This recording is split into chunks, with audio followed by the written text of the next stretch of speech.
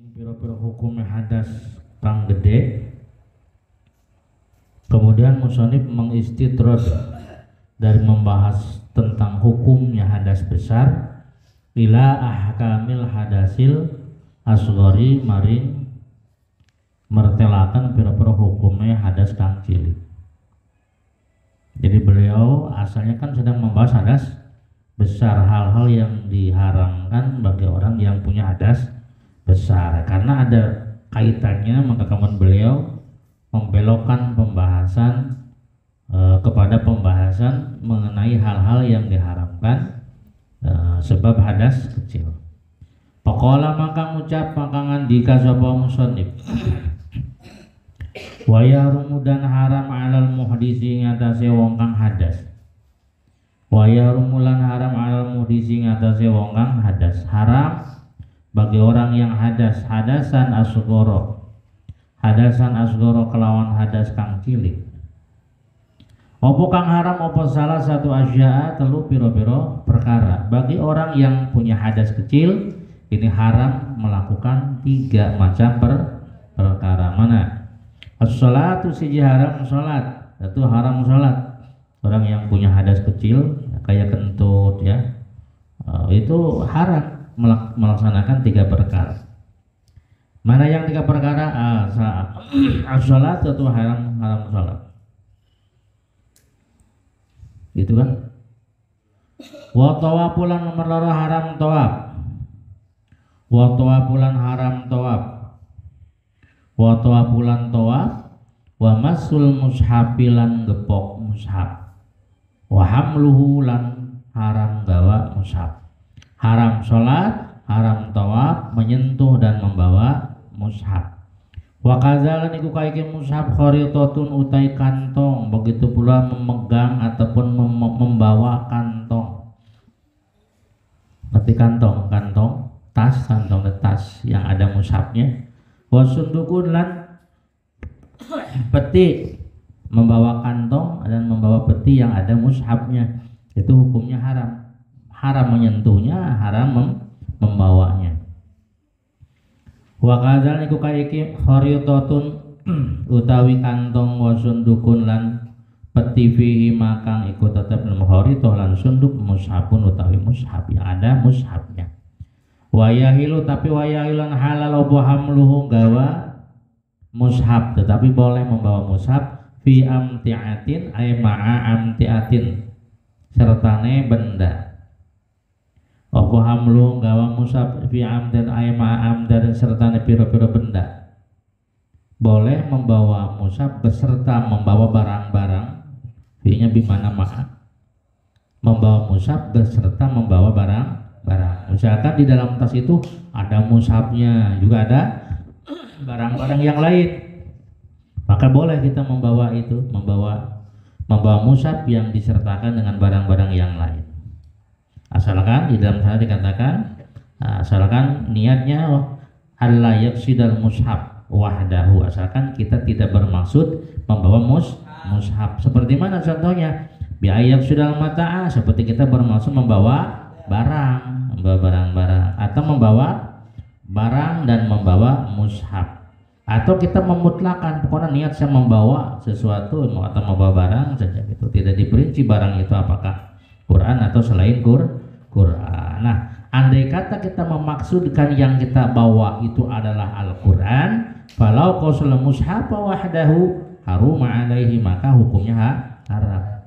Ya, ulangi lagi. Membawa mushaf beserta membawa barang-barang ya, itu hukumnya diperbolehkan.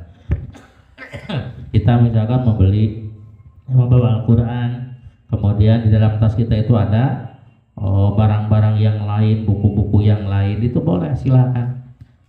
Mushaf ketika dibarengkan dengan barang-barang boleh dibawa, dengan catatan niatnya itu bukan membawa mushaf tetapi membawa barang, atau membawa barang plus membawa mushaf.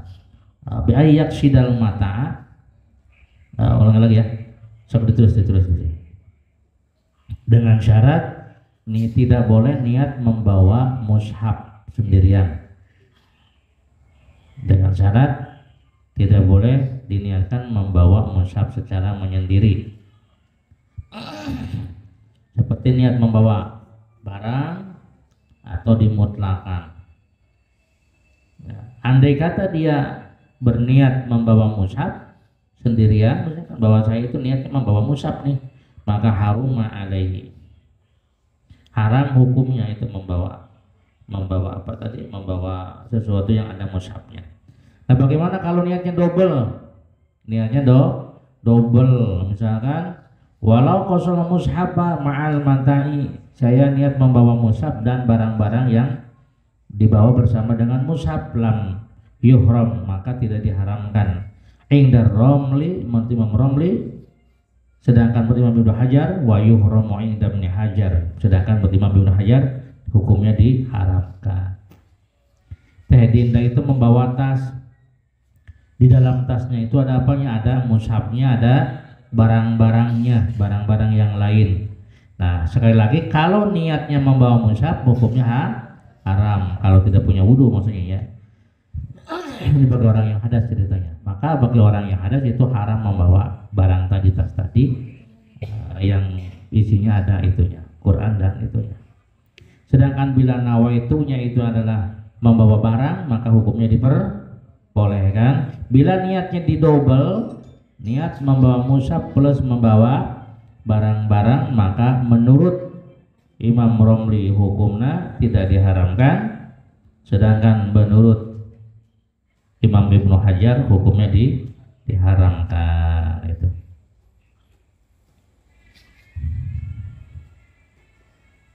Jadi halal hukumnya membawa mushaf beserta dengan barang-barang, dengan catatan atau dengan syarat tadi itu niatnya jangan niat membawa mushaf, tetapi niat membawa barang atau dimutlakan, atau dia mau niat membawa mushaf plus membawa barang. Andai kata niatnya double, maka tidak diharamkan menurut Imam Romli dan diharamkan menurut Imam Ibnu Hajar. Wa bi tafsirin lan ing dalam tafsir.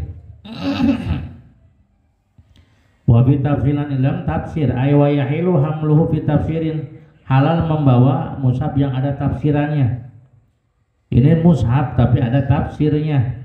Bari eta tafsir teh aksaro kelawan leuwih akeh, atau aksaro fi tafsiran dalam tafsir aksaro kang leuwih akeh. Aksaro kang leuwih akeh minal Qur'ani saking Al-Qur'an ayakinan, tegese kelawan yakin. Boleh kita membawa mushaf yang ada tafsirnya, ngerti tafsir penjelasannya ya. Asalkan si tafsir itu lebih banyak daripada Al-Quran, kayak tafsir Munir itu lebih banyak tafsirnya daripada Al-Quran ya. Wa bi darahimalan ing dalam pira-pira dirham. Wadana nirolan pira-pira dinar. Halal membawa dinar atau membawa dirham, wa khawatimalan pira-pira ali-ali, atau membawa cincin yang bertuliskan Al-Quran gitu ya. Dirham misalkan ada tulisannya apa? Tulisannya ayat tentang rizki misalkan, atau kita punya dirham, uang dirham yang ada tulisan Al-Qur'annya, atau punya cincin yang ada tulisan Bismillahnya. Bismillah kan termasuk Al-Qur'an, itu boleh, nggak apa-apa. Jadi membawa Al-Qur'an, membawa dirham, membawa apa lagi? Dinar, ya, membawa cincin yang ada tulisan Al-Quran, itu hukumnya diperbolehkan.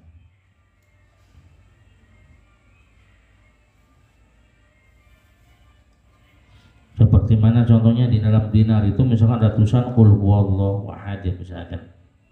Atau kita punya cincinnya itu bertuliskan Bismillahirrahmanirrahim misalkan. Itu nggak apa-apa ya. Oke. Bismillahirrahmanirrahim, nukisa kang dan ukir ala kulli ning atase saban-saban suci minha saking kabeh darohim dana lan khawatim apa Qur'anun Qur'an. Wala yumna ulan ora kena den cegah sapa sobiyun bocah.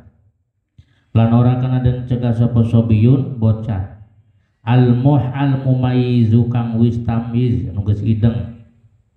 Anak kecil yang sudah tamyiz ini tidak boleh dilarang, ya temenang diaru-arui, ya tidak boleh dicegah, tidak boleh dilarang. Min masih mushafin saking ngemek mushaf. Contohnya misalkan sahadah alipi itu adalah anak kecil tapi sudah tamyiz, sudah bisa mandi sendiri, sudah bisa ngisang sendiri gitu kan. Biaya kula wa yashroba wa yastanjia wahdahu. Orang yang tamyiz itu bisa makan sendiri, bisa minum sendiri, bisa bersuci sendiri, itu berarti namanya sudah tamyiz. Nah, anak yang sudah tamyiz jangan dilarang dari menyentuh mushaf. Anak itu misalkan batal wudunya, lalu dia memegang mushaf, jangan dilarang. Ya, jangan diaru-arui, biarkan saja. Walau hilan papan atau memegang papan yang ada Al-Qur'annya, andai kata tujuan memegang tadi lidirasatin karena deres, ya karena misalkan dia mau mempelajari Quran atau mau belajar Al-Quran, maka harus diperbolehkan, jangan dilarang. Wa ta'allumin lan karena belajar. Bismillahirrahmanirrahim. Kitab ahkamis sholat. Utawi kita mertelakan pira-pira hukumnya sholat. Kita menjelaskan tentang hukum-hukum sholat.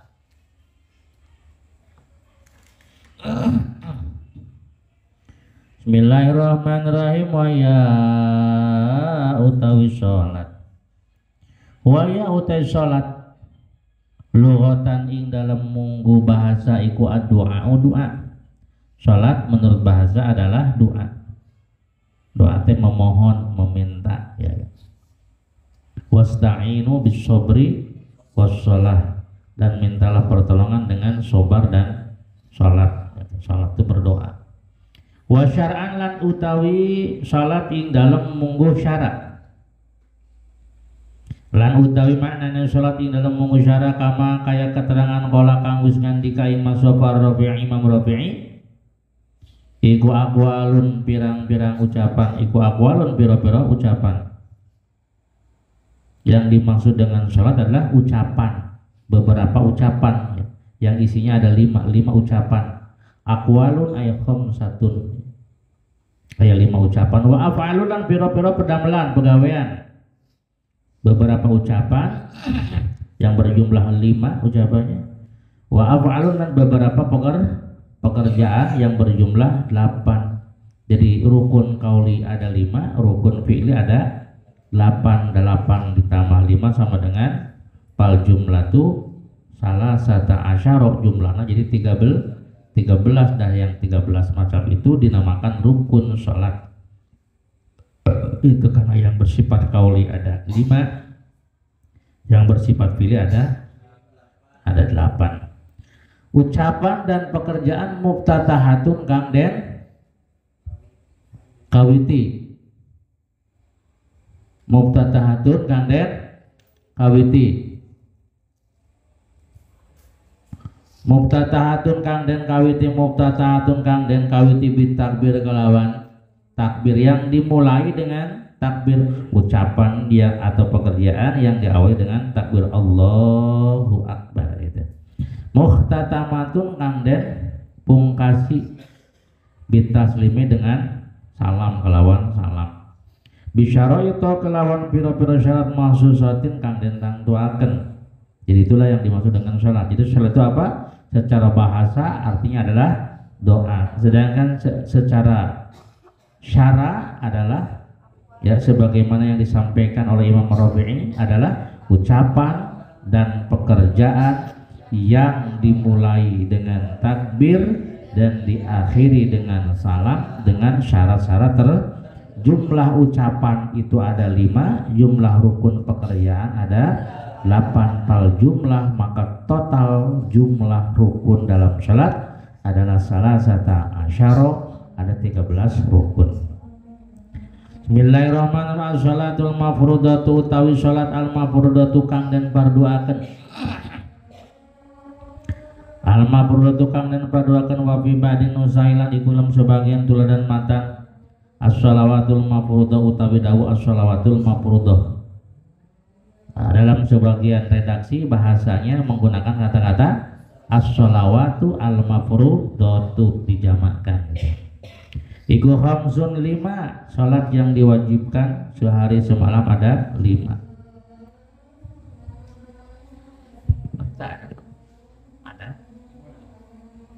Ada. Nah, iku khamsun ada 5. Yajib wajib pokulun saban-saban suci min hasaking khamsa bi awal waktu kelawan kawitane waktu Allah.